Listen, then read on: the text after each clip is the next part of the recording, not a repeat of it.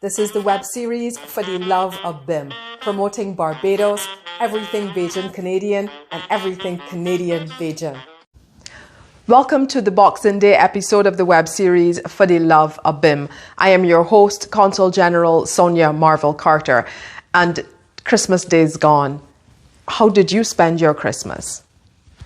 Mine was quiet. I worshipped with my Methodist church family at the James Street Methodist Church in Barbados, virtually, of course, for their 5 a.m. service. I cooked, and then I spent the day in quiet reflection. But because I am spending it in the winter wonderland, I prayed for a white Christmas, and I got it. I'm pretty sure others prayed for a white Christmas as well. We got our wish.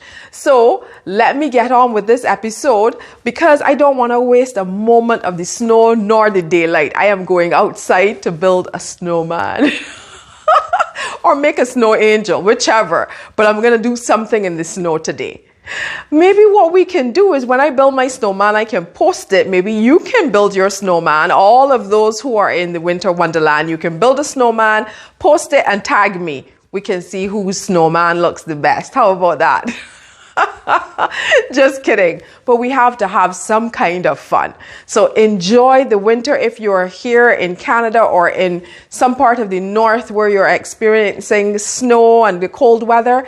Enjoy it. And if you're at home in Barbados with all the sun and the sea and the sand, enjoy that too. Whatever you do, enjoy it. So let's get on with our episode. Last week, Minister of Tourism and International Transport, Senator Lisa Cummins, would have started the ball off rolling with the ministers who would have been giving their reports back in the We Still Gathering event that some people missed. So today we're going to have Minister Indar Weir, and he is Minister of Agriculture. Have a listen to what Minister Weir has to say. Very good afternoon to the Barbadians abroad, those in the diaspora, Barbadians at home as well. The Ministry of Agriculture and Food Security has embarked on a journey that will see tremendous changes in agriculture over the next 2 to 3 years. We have already started a program that seeks to address the needs of small farmers in Barbados, but equally seeks to empower more Barbadians by way of training and then participation in the sector. The ministry has launched the Farmers Empowerment and Enfranchisement Drive, its acronym being FEED and Feed Deliberately. The program is designed to train 2,000 farmers over a 3 years period. And out of that training program, farmers will be given the opportunity then to engage in targeted farming practices that will encourage them to do scheduled planting so that we will have contract buying across the sector. The program also allows farmers to get involved in contemporary agriculture using technology by way of freight farming and greenhouses, and equally through the use of aquaculture as a form of farming. To date, we have trained over 120 farmers, and we now have another group in training, 200 participants to be exact.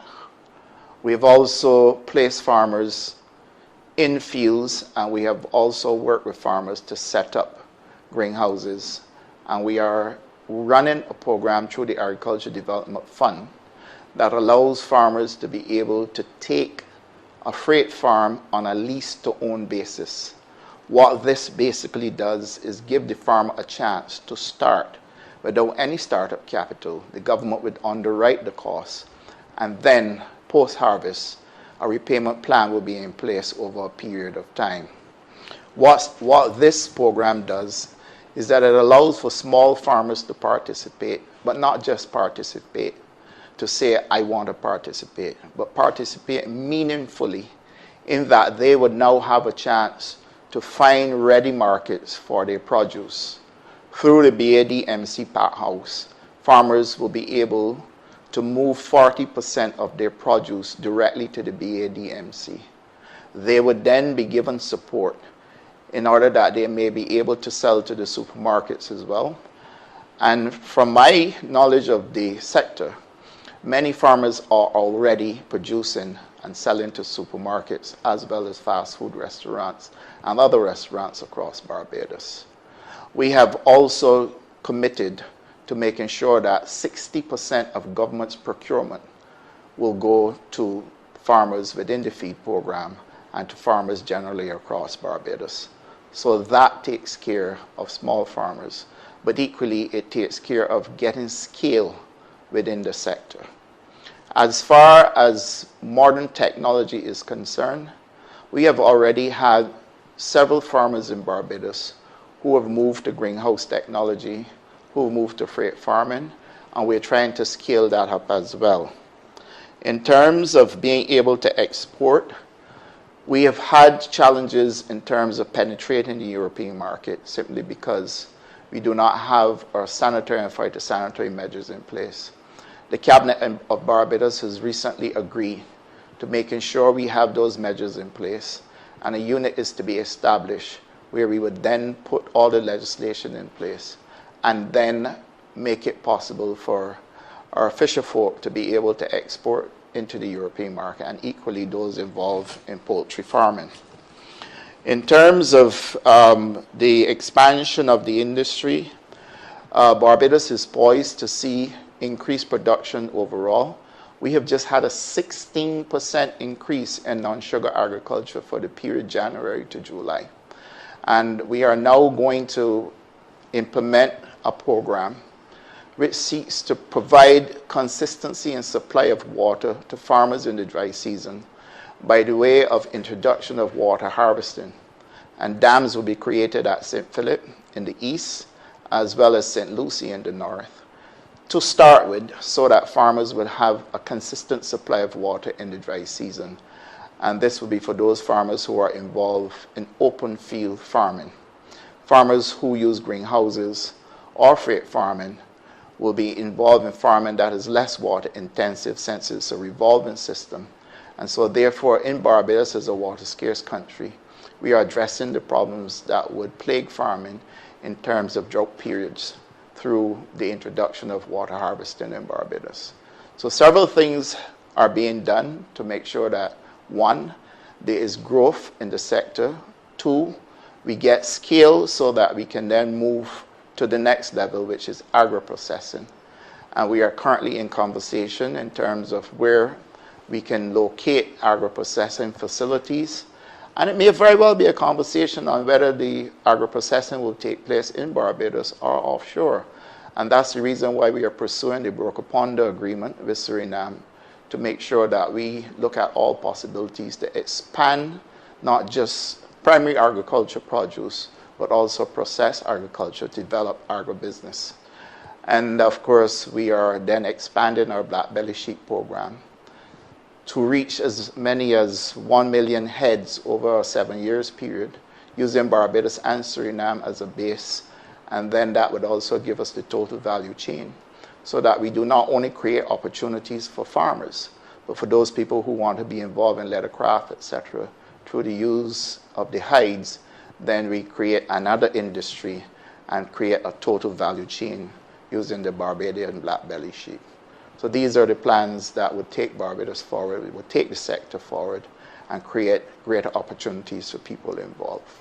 Thank you, Minister Weir. We're looking forward to the reports coming out of Barbados. Next on our program is Richard Jules. He is a Bajan-Canadian artiste. I will probably just let Richard tell you his story, because Richard has gone to some extreme depths to make sure that his creativity is on point. But like I said, let me just let Richard tell you all about what he is doing. Hi, my name is Richard Jules, and I'm a Barbadian living in Canada for just over 30 years. Full-time, I work in technology management in higher education, but part-time, my pastime is visual arts, working in acrylic and oils. The question is, how did I take my love for painting to a new high level? Well, to be honest, an historic low, and yet achieve a magical high. Well, give me a couple minutes and I'll share with you using some of my own paintings. They say you can take the man out of Barbados, but can't take Barbados out of the man. And that's so true. So even this 36 by 24 inch recent landscape I painted of Toronto's sunrise reflects some of the bright tropical colors typical of Barbados. But let's start this story on an even much larger scale. You see this painting of the village? It's actually on a large 14 by 10 foot canvas. I painted this as a background for shows when I was with the Bajan group BIM Friendship Club a few years ago in Toronto. But check some of the memorable gems in this painting. Remember the donkey cart man coming through the gap selling yams and potatoes and things under the slips? You're too young to remember the greens at the back of the cart. The stray dog annoyed by the donkey. The boy staking out the black belly sheep. Cross the gap, a little shop selling things and a hawker outside with a tray selling mangoes or something. But we can't leave the village without passing by the standpipe. People met to fill their buckets with water and their mouth with the latest gossip. Forgive me, I meant the latest news. I love our chattel houses, though they're disappearing. So my chattel home painting Tropical Haven means a lot. Another disappearing site is guys cutting canes. I title my painting Honest Day's Work. It's influenced by my memory. At a lodge school where I attended, we went to cut canes one day as a project. Man, that was some back-breaking work. An honest day's work for truth. Kudos to those nation builders, the sugar cane harvesters. But talking about lodge school, that's where my love for art had started to blossom. Here's my creation, the lodge school in the 70s, done during my high school days. I did a few pen and ink art in those days that are still popular. In Toronto, I love painting landscapes.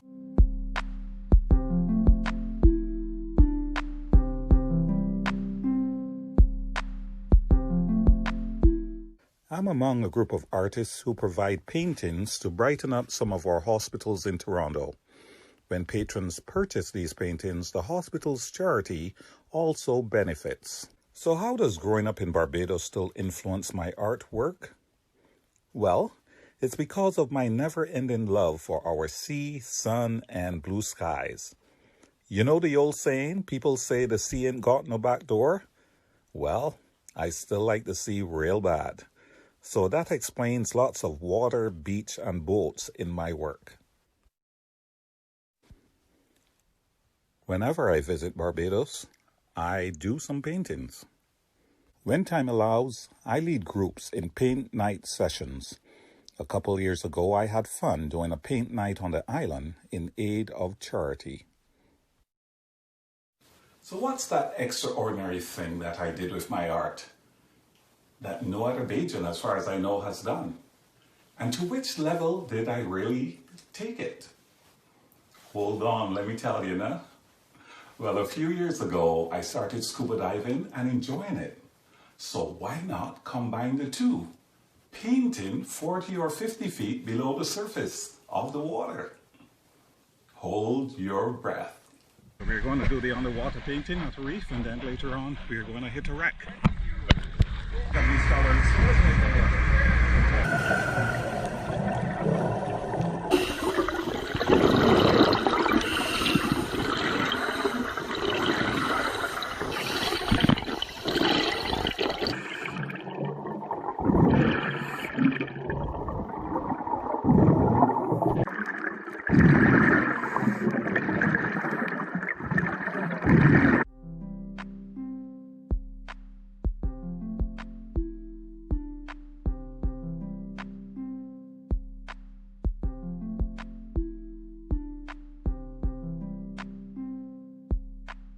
As you can see, I love experimenting with my art. I love the island of Barbados, and I'm eternally grateful for the beauty of the island that continues to influence many an artist. I respect the awesome level of talent that's exhibited by artists in BIM. We Bajan artists, full-time and part-time in Canada, will also endeavor to continue promoting the island in our work. While these are unprecedented times, I know we Barbadians are resilient people. And by keeping safe and trusting in God, I know we'll be fine. Wishing you all a blessed new year. I'm Richard Jules.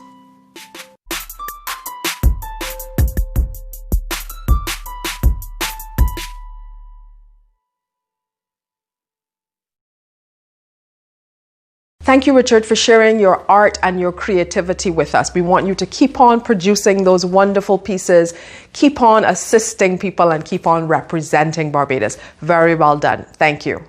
Now, in a couple of days, it will be what we in Barbados call Old Year's Night.